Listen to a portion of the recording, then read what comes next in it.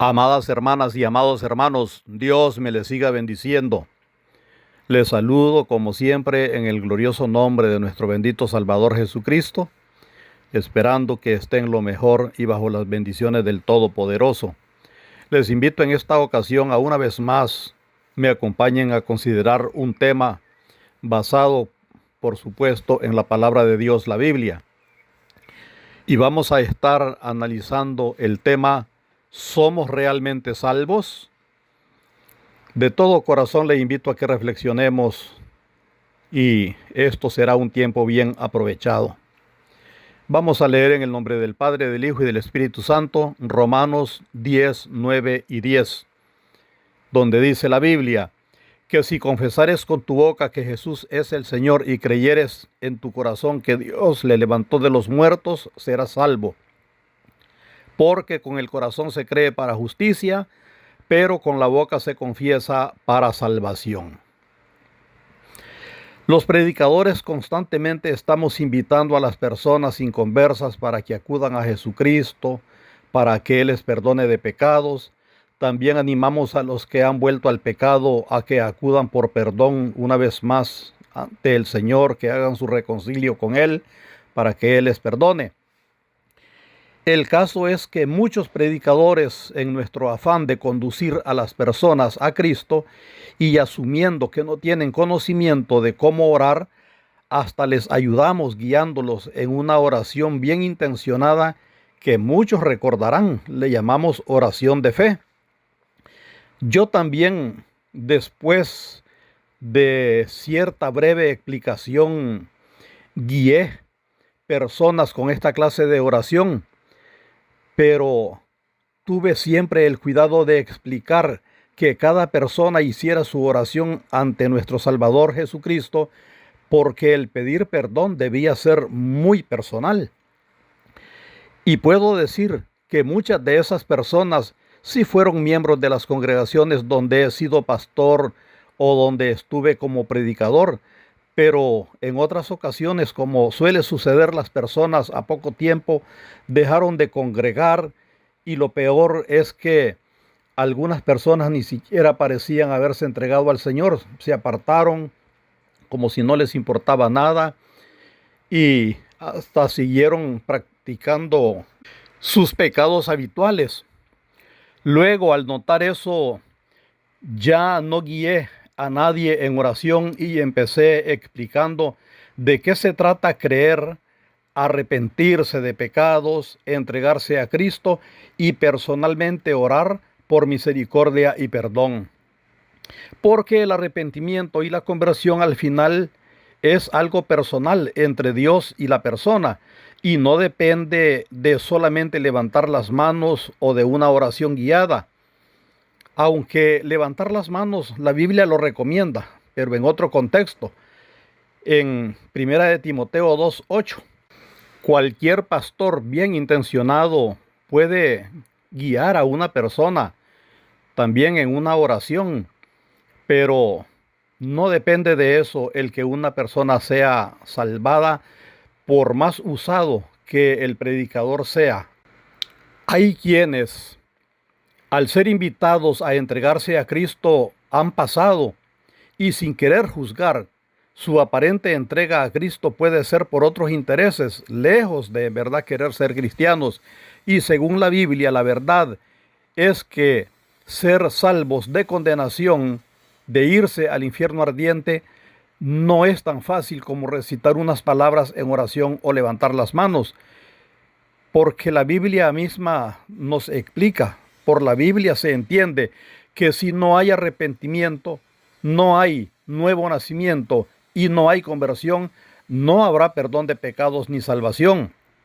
Dice Hechos 3:19, así que arrepentíos y convertíos para que sean borrados vuestros pecados, para que vengan de la presencia del Señor tiempos de refrigerio. Aquí este versículo nos habla que hay que arrepentirse, hay que convertirse para que los pecados sean borrados. De lo contrario, sin arrepentimiento y sin conversión, no hay perdón de pecados, no hay salvación. La salvación es algo que la persona que entiende el mensaje busca en arrepentimiento y el Señor Jesucristo da. Los cristianos sabemos que Jesucristo vino a predicar arrepentimiento de pecados para darnos salvación, y eso es lo que predicamos nosotros a la gente. Como dice Mateo 4:17, desde entonces comenzó Jesús a predicar y a decir: arrepentíos porque el reino de los cielos se ha acercado. O como dice Marcos 1:15, el tiempo se ha cumplido y el reino de Dios se ha acercado, arrepentíos y creed en el Evangelio. En esta ocasión estaremos hablando sobre algunas de las señales o evidencias visibles que demuestran que una persona realmente se convirtió a Cristo y es salva. Lo digo desde el punto de vista de nosotros como seres humanos, que siempre somos limitados. El que verdaderamente sabe quién es salvo y quién no, lógicamente, que es nuestro bendito Señor Jesucristo. En este pasaje de Romanos 10, 9 y 10, la Biblia enseña que si confesamos con nuestra boca que Jesús es el Señor y creemos en el corazón que Dios le levantó de los muertos, seremos salvos. Eso dice el versículo 9. Y el versículo 10 dice que con el corazón se cree para justicia, pero con la boca se confiesa para salvación. Para unos es posible que cuando venimos a Cristo o cuando entendimos el Evangelio hayamos llenado estos requerimientos, pero también es posible que hayan personas que por alguna razón hasta hoy no lo hayan entendido bien. Y a veces los pastores estamos creyendo que sí, que ya lo entendieron bien y que todo está bien. Estas declaraciones de nuestro texto para el cristiano merecen tener consciente alcance personal y público y por lo tanto comprender bien el fondo con que fueron dichas. Nos ayudará entonces a no reducir la comprensión de la salvación a mero verbalismo teórico, sino con buen entendimiento tener una conversión consciente y genuina, que es a lo que los pastores debemos llevar a las personas. Esto de que si confesares, el significado de confesar aquí literalmente significa decir lo mismo, estar de acuerdo públicamente con una verdad que ya existe. Ejemplo, si vamos a confesar la verdad de este texto, es porque estamos haciendo asentimiento público que conscientemente creemos a la persona y obra salvadora de Cristo. También significa reconocimiento abierto de alabanza pública.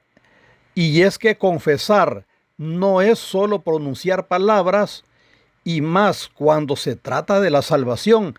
Aquí confesar implica ser totalmente conscientes, reconocer, declarar, y entonces ya, habiendo entendido esto, confesar públicamente la verdad de nuestra entrega y que estamos felices por haber sido aceptos para salvación personal en Cristo o por Cristo, como lo dice Efesios 1:6, para alabanza de la gloria de su gracia, con la cual nos hizo aceptos en el amado. Este versículo nos hace ver que es el Señor más bien el que nos acepta para darnos salvación. También esto de confesar con la boca es dar fe de lo que ya creímos en y con el corazón. Y este es el fundamento bíblico para mostrar que nos hemos entregado a Cristo para que nos dé salvación. Entendamos la fórmula de Pablo que combina dos realidades: la fe interna, que sería igual a creer, y la confesión verbal, que sería igual a pronunciarlo públicamente. Entonces, con el corazón se cree para justicia, pero con la boca se confiesa para salvación. Claro, hay países en donde el cristianismo es prohibido y los cristianos se convierten de corazón y no pueden hacer confesión tan pública. Pero el hecho de creer y confesar, según el pasaje, señala la unidad entre fe y testimonio. La fe verdadera del creer se articula con la boca y se hace pública porque la salvación transforma la vida interior del nuevo convertido y su evidencia exterior se dejará ver a través del fruto del Espíritu que ese cristiano mostrará. Una persona que en verdad es cristiana se conoce, aunque no lo diga, y quien no es cristiano, aunque diga que lo es, siempre hay algo que dice que no lo es. En otras palabras, si nadie puede notar que somos cristianos, hay algo que no calza. ¿Será que no estamos viviendo conforme al Evangelio y por eso nuestra vida, conducta y personalidad no ha cambiado? Y por eso las personas no notan que somos cristianos, pero algo hay. El cristiano debe distinguirse.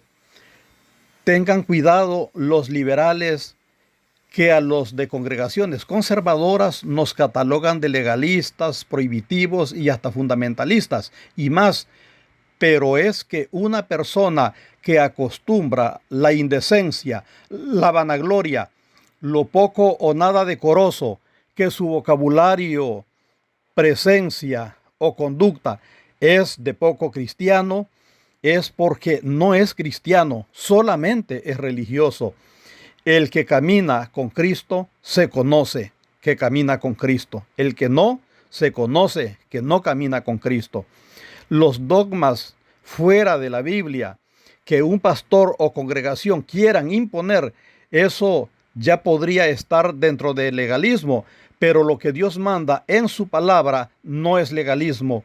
Quien pretende ser cristiano sin obediencia no es cristiano. La Biblia siempre será para obedecerla. Quien quiere hacer lo que le venga en ganas es porque está lejos del estudio bíblico y por lo tanto de la obediencia. Y es que confesar con una vida ejemplar que Cristo habita en nosotros, para el cristiano es la mejor evidencia práctica. La Biblia dice que la salvación es por gracia, Efesios 2:8, y para esto las obras humanas no tienen nada que ver, pero también la Biblia insiste que la fe verdadera de un cristiano produce frutos y obras, y estas cosas sí son visibles. Por ejemplo, allí mismo en Efesios 2:10 dice, porque somos hechura suya, creados en Cristo Jesús para buenas obras, las cuales Dios preparó de antemano para que anduviésemos en ellas. Y Santiago 2:17 afirma que la fe sin obras está muerta y muestra que una profesión de fe vacía no prueba salvación real. Para ser salvos es por gracia, no interviene ninguna obra del ser humano, porque entonces la salvación ya no sería por gracia. Pero el cristiano salvado muestra con sus obras que ha sido salvado. Eso es lo que estamos diciendo. Por eso la confesión bíblica de recibir a Cristo como Salvador personal exige coherencia en la vida y claro testimonio si es que en verdad somos cristianos. Creer en Cristo, vivir como lo ordena Cristo y demostrarlo en acciones concretas de amor, cambio de personalidad y obediencia.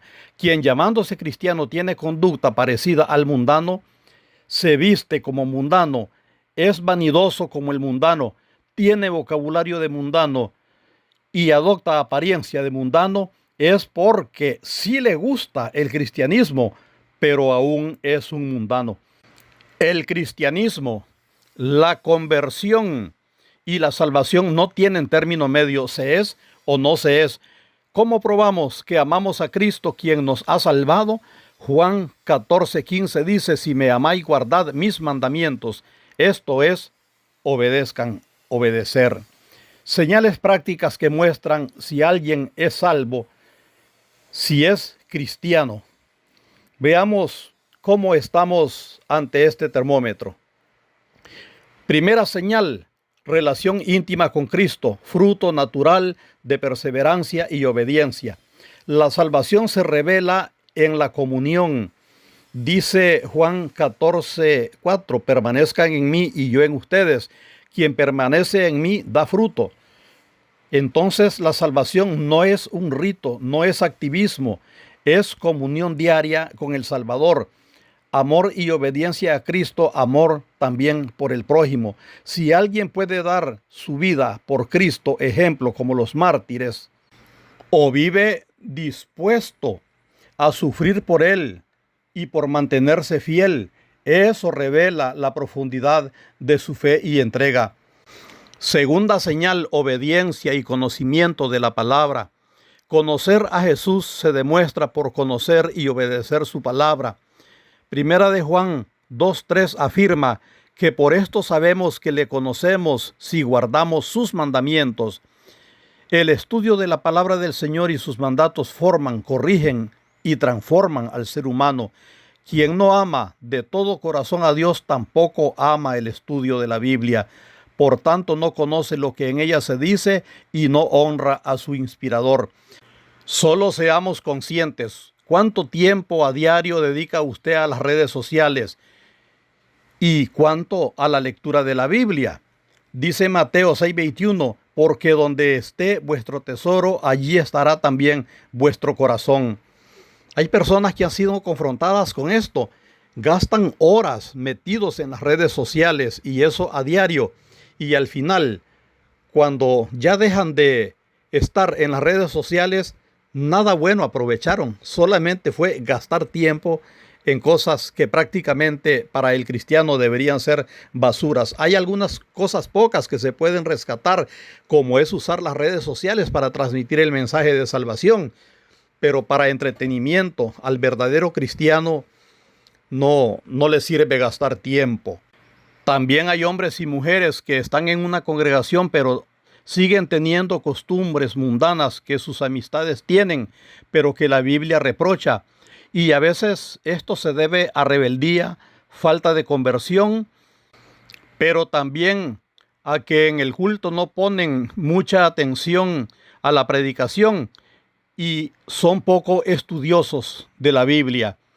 Y a veces a esto inclusive le añaden a que tienen estrecha amistad con personas de mala conducta o personas que dicen que son creyentes pero son desobedientes.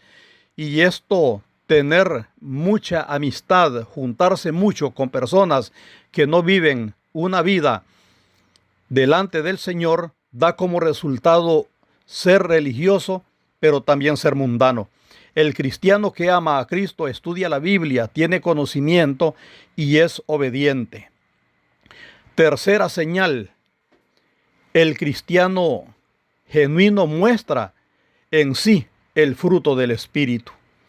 El cristiano genuino manifiesta el fruto, como dice allá en Gálatas 5:22 y 23, amor, gozo, paz, paciencia, benignidad, bondad, fidelidad, mansedumbre y dominio propio. La ausencia prolongada de estos frutos en la vida del cristiano debe de exigir un examen serio de la fe, a ver cómo estamos delante de Dios. Porque dice Mateo 7:19, todo árbol que no da buen fruto es cortado y echado en el fuego. Mateo 3:8, hace pues frutos dignos de arrepentimiento. Mateo 7:18, no puede el buen árbol dar malos frutos, ni el árbol malo dar frutos buenos. Y Mateo 7:20, así que por su fruto los conoceréis. Y todos estos versículos son versículos o son pasajes citados por el mismo Señor Jesucristo. Cuarta señal de alguien que en verdad es cristiano y es su testimonio público coherente. Jesús advirtió en Mateo 10:32, quien me confiese delante de los hombres, yo también le confesaré delante de mi Padre. La confesión auténtica tiene dimensión pública. Muchos que son miembros de congregaciones tienen una fe escondida que niega a Cristo por conveniencia, y eso no concuerda con el hecho de haber confesado a Cristo con nuestra boca y haber creído en y con el corazón, como nuestro pasaje de punto de partida lo decía. Al menos en nuestros países el cristianismo anónimo o secreto no existe. Confesar a Cristo y mostrar a todos que somos cristianos tiene que ver con todo lo que somos y hacemos como personas. Quien oculta su cristianismo por algo es. Quinta señal para reconocer a alguien que en verdad es cristiano, y es su activismo religioso versus relación viva y real con Jesucristo. Porque tener años en la iglesia, ocupar cargos o realizar obras visibles no garantiza cristianismo, no es prueba de salvación. La Biblia hace diferencia entre actividad y comunión vital. Las congregaciones pueden activar, concretar programas y, sin embargo, algunos miembros pueden estar y vivir sin comunión cristiana transformadora. Son muchos los que en una congregación gritan, aplauden, ríen, colaboran, aportan ideas, no faltan a los cultos y reuniones. Su activismo es admirable, pero lastimosamente, muchas veces su comportamiento, su conducta, su imagen, hombre o mujer, dice: no tengo comunión espiritual, soy solo palabras y actividades. Por eso Pablo y Juan insisten en el creer con el corazón, en el amor por Cristo y en la obediencia como criterios decisivos para el termómetro cristiano, el vocabulario, la conducta, la imagen del hombre o mujer cristianos deben oler a Cristo. Cuando esto falta, el cristianismo anda por otro lado. Amadas hermanas y amados hermanos, perdonen, pero nada cuesta que nos hagamos algunas preguntas sinceras de autoexamen personal. Una evaluación sincera. Hagámonos con honestidad, por lo menos algunas preguntas como estas. ¿Podría yo por convicción realmente sufrir y dar la vida por causa de Cristo si fuera necesario? Dice Mateo 10:32, quien me confiese delante de los hombres, yo también le confesaré delante de mi Padre. Y dice Romanos 10:9, que si confesares con tu boca que Jesús es el Señor y creyeres en tu corazón que Dios le levantó de los muertos, serás salvo. En verdad, ¿tengo una relación cotidiana de intimidad con Cristo? Oración, lectura bíblica, obediencia. ¿O mi fe es ritual y superficial? Recuerde que el Señor Jesucristo dice: permaneced en mí y yo en vosotros, como el pámpano no puede llevar fruto por sí mismo si no permanece en la vid, así tampoco vosotros si no permanecéis en mí. Y primera de Juan 2:3 dice: y en esto sabemos que nosotros le conocemos y guardamos sus mandamientos. El que dice yo le conozco y no guarda sus mandamientos, el tal es mentiroso y la verdad no está en él, dice el versículo 4 de primera de Juan 2.